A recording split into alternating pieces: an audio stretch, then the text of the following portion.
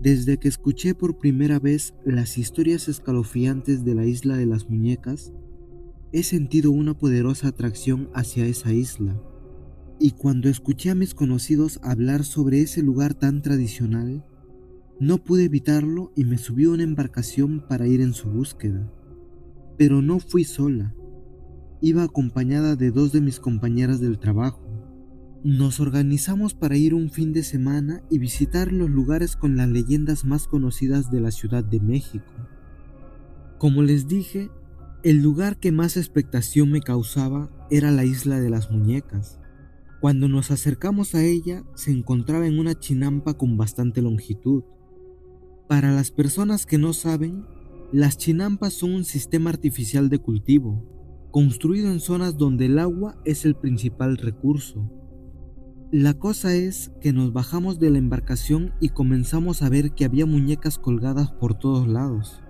También habían chozas que su interior estaba repleto de muñecas. La apariencia de las muñecas no era nada agradable, más bien daban miedo, porque la mayoría se encontraba en un mal estado. Algunas no tenían ojos, otras tenían su vestimenta sucia y desgarrada. Incluso había una que estaba pintada de rojo y le habían puesto cuernos. También había animales disecados, como la cabeza de una vaca y un armadillo. El guía de turistas nos contó la leyenda de la Isla de las Muñecas. Quizá para muchas personas ya era muy conocida, pero para nosotras no.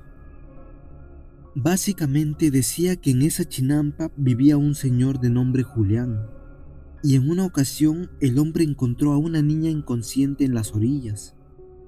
Trató de reanimarla, pero no lo logró. La niña había muerto ahogada. Dicen que luego de la muerte de la niña, su espíritu comenzó a rondar por estos lugares. Julián, para poder calmar el espíritu de ella, recogía de la basura a las muñecas que encontraba. Lo hizo de esa manera porque no tenía los recursos económicos para comprar las nuevas, y así fue como el lugar se llenó de tantos objetos. Mientras caminábamos por el lugar, vimos todo tipo de muñecas. Les aseguro que ninguna estaba bonita. Al contrario, todas estaban horribles. Pero hubo una en especial que me llamó la atención. De hecho, no solo a mí, sino a la gran mayoría de personas.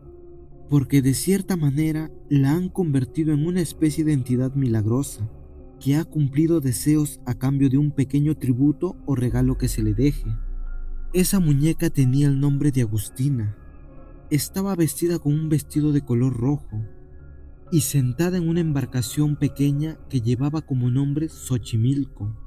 Ahí le dejaban todo tipo de regalos, desde pulseras, flores o cualquier artículo que pudiera servir como un obsequio.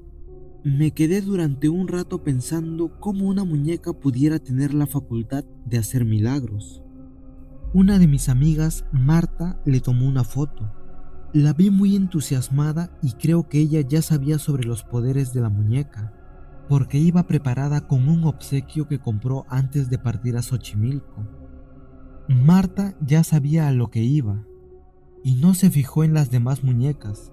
Al contrario, buscó entre todas a Agustina. Cuando la encontró, le ofreció el regalo y le habló en voz baja, sin que nosotras pudiéramos escuchar lo que le decía. Después de unos minutos, Marta se unió a nosotras. Le preguntamos qué le había dicho a la muñeca, pero ella no quiso decirnos nada.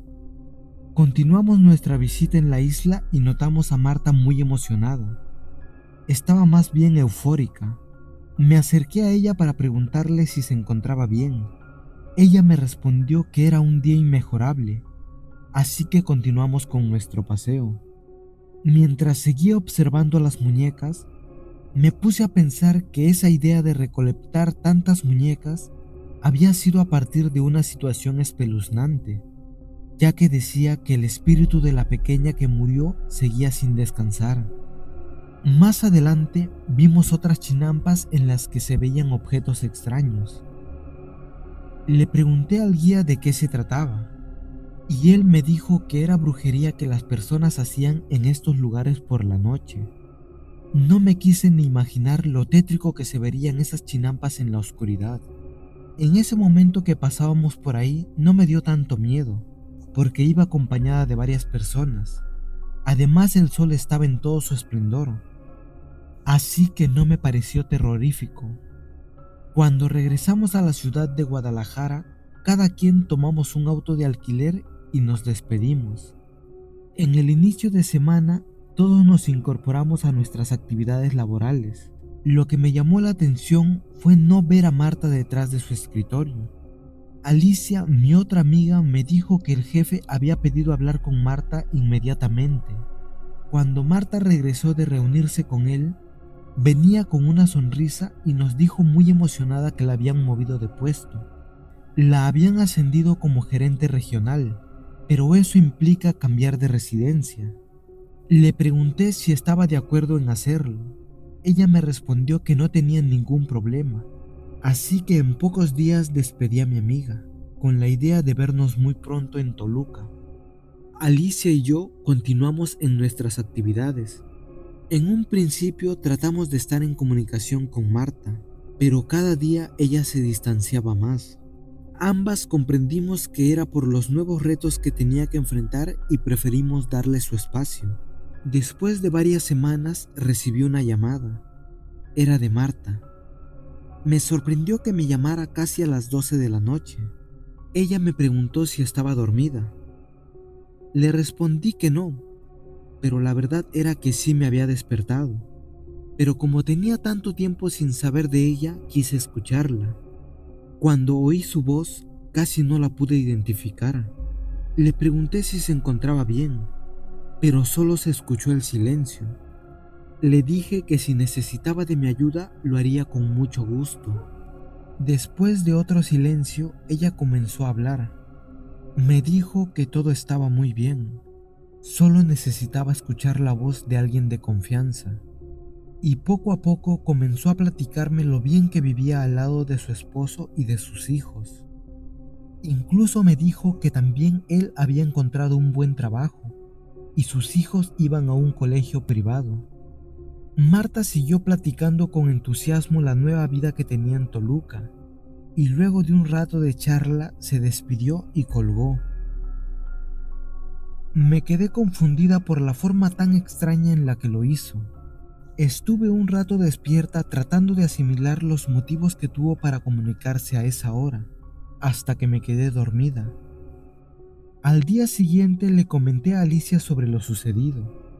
Ella también me dijo que la había llamado por teléfono y coincidía conmigo. Marta estaba rara. Así pasaron varios días sin volver a tener noticias de ella. Aunque Alicia y yo intentábamos comunicarnos con ella, no era posible. Solo cuando Marta decidía que quería hablar con nosotras, sucedía la llamada telefónica. Y lo malo era que desde el primer día que me llamó, continuó llamando a esa misma hora. Quise pensar que lo hacía porque estaba llena de ocupaciones y era el único momento en que tenía tiempo. Una de esas noches que me llamó fue distinto. Creo que fue la primera vez que realmente era ella. Primero me habló con una voz muy baja. Le dije que si no quería despertar a su familia, se fuera a otro lugar de la casa, porque casi no entendía lo que me decía. Así fueron unos segundos hasta que la comencé a escuchar muy alterada. Me dijo que tenía mucho miedo y que en su casa pasaban cosas extrañas difíciles de comprender. Después, sin decir nada más, me colgó. No quería molestar a Alicia, pero tampoco me podía quedar así. Vi la hora en el reloj y eran las 2:30 de la madrugada. Con un poco de pena le marqué y ella me respondió de inmediato, como si supiera para qué la estaba llamando. Me dijo que a ella también le había llamado Marta. Marta estaba en una situación de riesgo, pero no sabíamos qué le estaba sucediendo. Al día siguiente era miércoles, y esa semana teníamos cierre de mes con los proveedores, así que era complicado pedir permiso. Tanto Alicia como yo creímos que no era conveniente que pidiéramos permiso, y nos tendríamos que esperar hasta el fin de semana para ir a visitar a Marta. porque las dos nos habíamos quedado con dudas sobre su estado real. El viernes por la mañana hice todo lo necesario para dejar en orden mi casa, y en cuanto salimos del trabajo, nos fuimos hacia la central de autobuses. Alicia y yo nos sentíamos contentas por viajar de nuevo juntas, porque no lo habíamos hecho desde que fuimos a la Ciudad de México, aunque ahora las condiciones eran completamente distintas. Charlamos durante un rato tratando de identificar cuál podría ser la posible situación de riesgo en la que se encontraba nuestra amiga. Las dos estuvimos de acuerdo que quizás había maltrato por parte de su esposo. Durante el trayecto del viaje hubo un momento en que Alicia se quedó dormida. Yo traté de dormir pero no conciliaba el sueño. Cuando moví la cortina de la ventana para poder ver hacia el exterior, escuché un ruido extraño, como si el autobús hubiese pisado algo grande. El chofer se detuvo y nos avisó que iba a revisar de qué se trataba. Enseguida subió para decirnos que una de las llantas estaba ponchada. Nos dijo que alcanzó a ver a un animal salvaje que intentaba cruzar la carretera. Cuando lo vio, trató de evitarlo, pero fue imposible evitar atropellarlo. Por desgracia, el animal había muerto. El chofer dijo que era necesario mover al animal de la carretera para que no fuera destruido por completo por los demás automóviles. Otro de los pasajeros se ofreció a ayudarlo y lo pusieron a un lado de la carretera. El animal era bastante grande, por eso se había sentido el impacto tan fuerte. Era un extraño animal salvaje que tenía grandes colmillos. Su pelaje era grueso y de color muy negro. No fue posible saber de qué tipo de animal se trataba.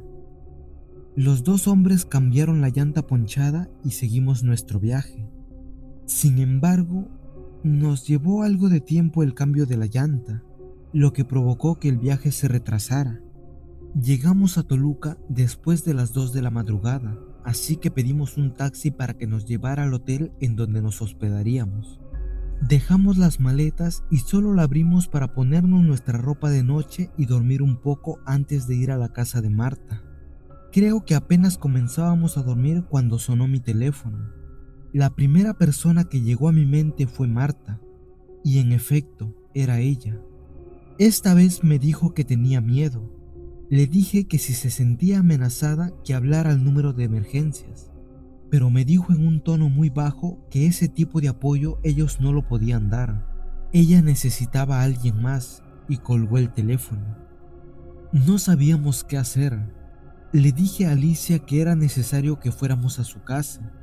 El motivo de estar ahí era precisamente para apoyarla. Así que nos cambiamos de nuevo y pedimos un auto para que nos recogiera.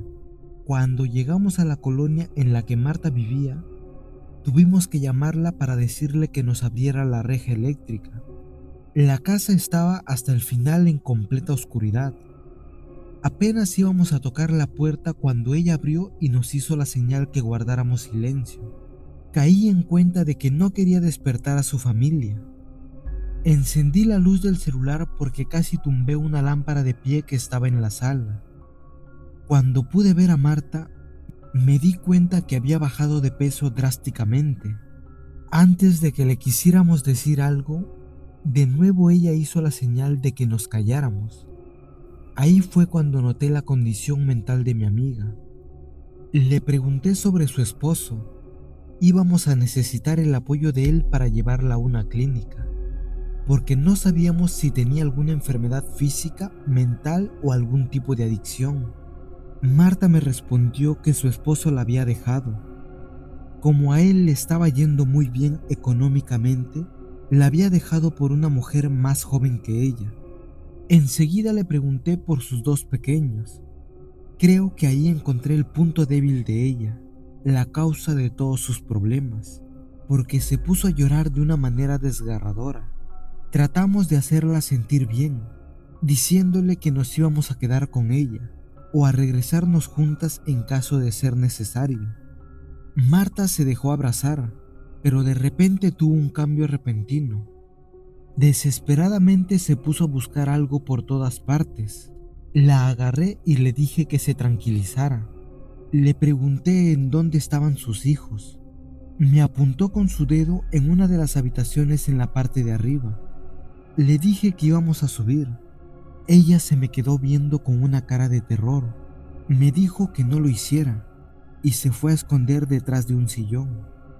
Le dije a Alicia que se quedara con ella y yo subiría para ver cómo estaban los pequeños. Comencé a subir por las escaleras mientras la madera crujía. Cuando estuve en la parte superior comencé a oler algo fétido.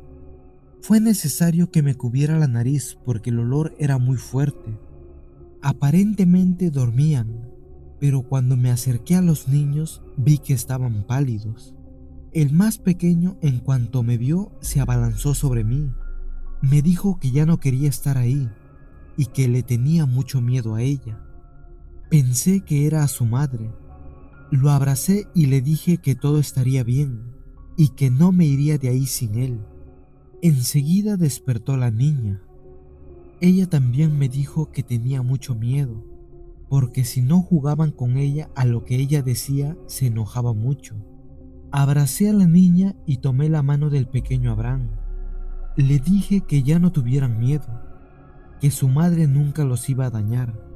Ella los quería mucho y simplemente estaba enferma. La niña se me abrazó al cuello y se puso a llorar. El pequeño Abraham me dijo que no era a su mamá a quien le tenía miedo, era a ella, y con su dedo apuntó a una esquina de la habitación. La recámara estaba iluminada por una pequeña lámpara con luz ámbar. Era tan tenue que apenas podía distinguir el fondo de la habitación. Le acaricié la cabeza a la pequeña mientras le decía que ahí no había nadie. Estaba a punto de salir de la habitación, cuando la niña comenzó a llorar apuntando hacia el mismo lugar. No pude ver de qué se trataba porque en ese mismo instante Marta comenzó a gritar. Así que salí corriendo del lugar con los dos pequeños conmigo. Marta gritaba mientras Alicia trataba de tranquilizarla. Gritaba al mismo tiempo que se cubría los oídos con sus manos, como intentando no escuchar nada. Lo raro era que no se escuchaba ningún ruido. Le dije a Alicia que era necesario irnos de ese lugar. Le dije que pidiera un auto mientras recogía lo necesario para Marta y los pequeños. Quise dejar a la niña sobre el sillón para juntar lo indispensable e irnos del lugar, pero la pequeña también comenzó a gritar y a llorar mientras apuntaba hacia la cocina. Al fondo solo había oscuridad, pero pude percibir la silueta de una muñeca pequeña y dos ojos que destellaban. Ya no quise entrar para ver de qué se trataba. Ni siquiera recogí ninguna pertenencia. Solo salimos del lugar. Marta se oponía a irse de la casa. Entre sus gritos y su histeria, solo alcancé a escuchar que si lo hacía, ella o alguno de sus pequeños iban a morir. No le tomé importancia a su comentario, porque creía que era parte del proceso psicótico que tenía. Solo agarré las llaves para poder salir de la casa. El auto ya estaba afuera esperándonos.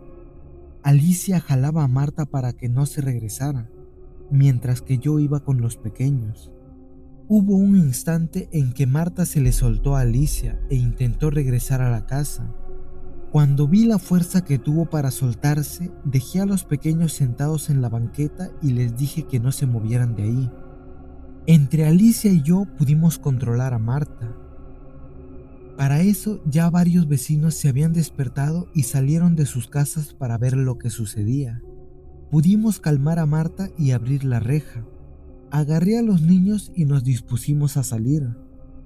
Cuando nos subimos al auto e íbamos hacia el hotel, me sentía aliviada. Sentí que algo malo se había quedado atrás. Nos confiamos en que todo estaría bien. Y en un abrir y cerrar de ojos, Marta abrió la puerta del auto y se salió. En ese momento cruzaba un auto del otro carril. El coche le pasó las llantas por encima de mi amiga y ella murió instantáneamente. Fueron tantas cosas en tan poco tiempo que hasta ahora no he podido procesar lo ocurrido. Por lo que dice el pequeño Abraham, todo comenzó a ocurrir por la presencia maligna de una niña pequeña. A partir de esa presencia comenzaron los eventos extraños.